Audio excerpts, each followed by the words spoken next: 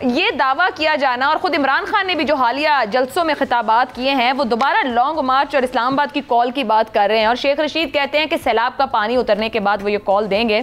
क्या आपको लगता है कि अब की बार अगर वो इस्लामाबाद की कॉल देते हैं तो जो उनका मुतालबा है फौरी इंतखाबात का वो मनवाने में कामयाब हो जाएंगे? Thank you very much Ayesha Bakhsh साहिबा। पहली बात तो यह है कि सैलाब का पानी को एक महीने में उतरने वाला नहीं है, और शेख रशीद साहब जो बात करते हैं बड़े सोच समझ के करते हैं। स्पेशली जनूबी पंजाब और सिंध वो कोई स्लोपी नहीं है, वो बिल्कुल प्लेन है, और पानी वो बहेगा नहीं, ना सिंध से ना जनूबी पंजाब से। पानी जब तक खुश्क होगा उस वक्त पानी ख़त्म होगा। तो शेख रशीद ने जो एक तरह की अपनी डेडलाइन दी है वो नॉट अ डेडलाइन, वो एक बस वो जैसे बातें करते हैं उन्होंने बात कर दी है। दूसरा इम्पॉर्टेंट क्वेश्चन है, इमरान खान ने पहले लॉन्ग मार्च किया था 25 मई का। उस लॉन्ग मार्च में चले पंजाब में राना सनाउल्लाह साहब उस वक्त उनकी पंजाब में हुकूमत थी नून लीग की, वहाँ उन्होंने लाहौर में रोका, लेकिन खैबर पख्तूनख्वा में तो पीटीआई की अपनी हुकूमत थी। वहाँ से सवाल यह है कि कितने लोग आए थे, हेलीकॉप्टर के ज़रिए वो सवाबी आए थे। सवाबी के ऊपर वहाँ पर जो हेलीकॉप्टर का इस्तकबाल करने वाला हजूम था वो कोई 2-4 हज़ार लोग थे, ज़्यादा नहीं थे। लाहौर से कितने लोग निकले थे? अगर मेरा आप लेसन मेरे लिए क्या लेसन था 25 मई को, वो यही था कि पंजाब ने साथ नहीं दिया था। अब सवाल ये पैदा होता है कि 17 जुलाई के इलेक्शन में पंजाब में वो कैसे 15 सीटें जीत गए, उसकी मुख्तलिफ एक्सप्लेनेशन है। लेकिन इसके साथ साथ मैं ये नहीं कह सकता कि इमरान खान पॉपुलर नहीं है, बड़ी पॉपुलर बेस है उनकी। पॉपुलर बेस होना, पॉपुलर लोग, पॉपुलर लीडर बन जाना और बहुत सारे लोगों को गरमाना, ये हरगिज़ नहीं मतलब निकलता पॉलिटिकल टर्म्स में कि उनके कहने पे वो इनकलाबी और जिहादी जो है वो बन जाएंगे। अगर वो इनकलाबी और जिहादी वाकई उनके अंदर, पीटीआई के लोगों के अंदर खून है, तो वो फिर 25 मई वाले ना तो एक्शन को वो देखते कि पुलिस आ गया, वो तो फिर तोड़ते हैं। वो कंटेनर्स की परवाह नहीं करते, वो दीवारों की परवाह नहीं करते, वो खारदार बाड़ों की परवाह नहीं करते। छोटा 5-4 हज़ार, 6 हज़ार, 10 हज़ार का टीएलपी का मजमा होता था, आपके सामने लाहौर से निकल के वो चनाब पुल तक कैसे पहुंच जाते थे। तो 25 मई की तरह का कोई लॉन्ग मार्च करें या कुछ और करें, इससे इलेक्शन नहीं मिलने वाले, इलेक्शन किसी प्रेशर पर नहीं मिलने वाले। और खुद इमरान खान जब कहते हैं कि मुझे दीवार से लगाया जा रहा है या मुझे दीवार से लगाने की कोशिश की गई, वो मियां शहबाज शरीफ की हुकूमत को नहीं कह रहे होते, वो जहां मैसेज दे रहे होते हैं, आपको भी पता है मुझे भी पता है। लिहाजा उनके इस लॉन्ग मार्च के प्रेशर के जरिए, जलसों के जरिए कोई नहीं मानेगा कि आए अगले महीने अक्टूबर में या नवंबर में इलेक्शन करवा लें। इलेक्शन डायनामिक्स डिफरेंट होती हैं, इलेक्शन की डेट को हासिल करना या इलेक्शन हासिल करना वो एक डिफरेंट बॉल गेम है, इससे नहीं मिलेगी। Very true. इलेक्शन दबाव से नहीं मिलने वाले, लेकिन 25 मई की कॉल पर उन्होंने कहा कि चलें, उस वक्त हुकूमत नहीं थी, आज खान साहब की पंजाब में हुकूमत है। अमार मसूद साहब तो पकड़ धकड़ उस तरह नहीं होगी, अगर कहा भी जाए जो पीटीआई का मौक़िफ़ है, 25 मई को हमजा शहबाज की थी। लेकिन एक और फैक्टर इस वक्त काम कर रहा है। खुद अता तारड़ साहब का एक स्टेटमेंट है कि पंजाब हुकूमत को गिराकर दम लेंगे। कुछ खबरें ऐसी भी हैं कि कुछ लोगों पर काम जारी है, 3 से 5 लोग राम कर लिए गए हैं, कुछ 2-4 पर और काम जारी है। अगर सपोजिटली वो अगले महीने लॉन्ग मार्च की कॉल देते हैं, क्योंकि जलसों का प्लान वो इस महीने का जो उनका एक था वो जारी रखे हुए हैं और मुस्तकिल जलसे कर रहे हैं, आपके ख्याल में कितना थ्रेटनिंग फैक्टर हो सकता है कि इस जिद पर अड़ना कि लॉन्ग मार्च के लिए जा रहा हूं, ये करते करते कहीं पंजाब में अपनी हुकूमत ना गवा बैठे?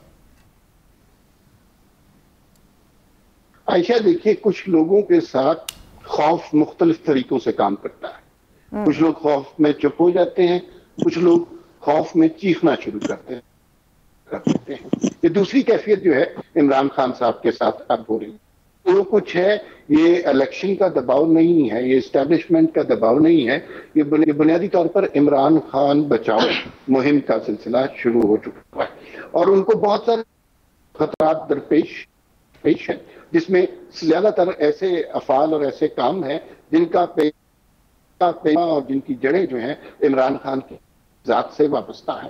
तो ये जो अभी खान साहब जिस तरह की गुफ्तगू कर रहे हैं, जिस तरह के जलसे कर रहे हैं, उससे अगर वो समझते हैं कि इलेक्शन हो जाएंगे अम्मार साहब से कोशिश करते हैं कि दोबारा राब्ता कायम कर सकें, उनको हम बेहतर तौर पर सुन नहीं पा रहे। ज़ैगम खान साहब, आपकी तरफ आऊंगी। एक बात तो दूसरे दोनों मेहमानों की तरफ से कि इस तरीके से इलेक्शन नहीं हो पाएगा, और फिर पराचा साहब तो कह रहे हैं उसके डायनेमिक्स और सिचुएशन और वोटर बड़ा डिफरेंट होता है जितना भी कोई पॉपुलर बेस रखता हो। सर, आपसे सवाल यह है कि जो राब्तों का एक इस वक्त चल रहा है मामला कि पसे पर्दा राब्ते जारी हैं, थोड़ा पॉलिटिकल सिचुएशन को काम डाउन किया जाए ताकि मामलात अगर इलेक्शन की तरफ 6-8 महीने में भी जाना है तो कम अज कम काबिल कबूल सूरत हाल बने। आप समझते हैं इमरान खान साहब किसी तरह के राबतों के दरमियान पॉजिटिवली इन्वॉल्व होकर मौजूदा सियासी मुखालिफिन के साथ बैठ पाएंगे और नतीजा खेज मरहले की तरफ बढ़ सकते हैं? आयशा साहब, अभी तक जो खबरें आ रही हैं वो यही है कि जो सेकंड टियर की लीडरशिप है पीटीआई की, वो कुछ ना कुछ इन्वॉल्व है दूसरी पार्टियों के साथ, मुस्लिम लीग नवाज के साथ और पीपल्स पार्टी के साथ। लेकिन जो स्टेटेड पोजीशन है पीटीआई की और इमरान खान की, वो ये है कि वो सिर्फ इलेक्शन के बारे में गुफ्तगू करने को तैयार हैं, वो किसी और बात पर गुफ्तगू करने को तैयार नहीं है। इमरान खान मुसलसल 2016 से तो कम से कम मुसलसल वो जो दूसरी अपोजिशन है, जो उनकी अपोजिशन है, पीटीआई के अलावा तमाम पार्टियां हैं, उनको वो लेजिटिमेट अपोजिशन ही नहीं कहते। वो उनको पॉलिटिकल स्टेक होल्डर्स ही नहीं मानते। जब वो हुकूमत में थे तो उनको अपोजिशन नहीं मानते थे, जब उनके मुखालिफ हुकूमत में आ गए हैं तो वो उनको हुकूमत नहीं मानते। यानी ये एक अथॉरिटेरियन किस्म का उनका एटीट्यूड है। वो समझते हैं कि उनके सिवा जितनी भी पॉलिटिकल फोर्सेस हैं वो जायज़ नहीं है, उनकी कोई हैसियत नहीं है। हालांकि अगर आप देखें 2018 के इलेक्शन में भी उनके वोट जो थे वो 32% थे, तो 67-68% वोट तो उनके मुखालिफिन को मिले थे ना। जमहूरियत में यही होता है, और जमहूरियत में पार्लियामेंट पे 2 साइड्स ऑफ ऑयल होती हैं।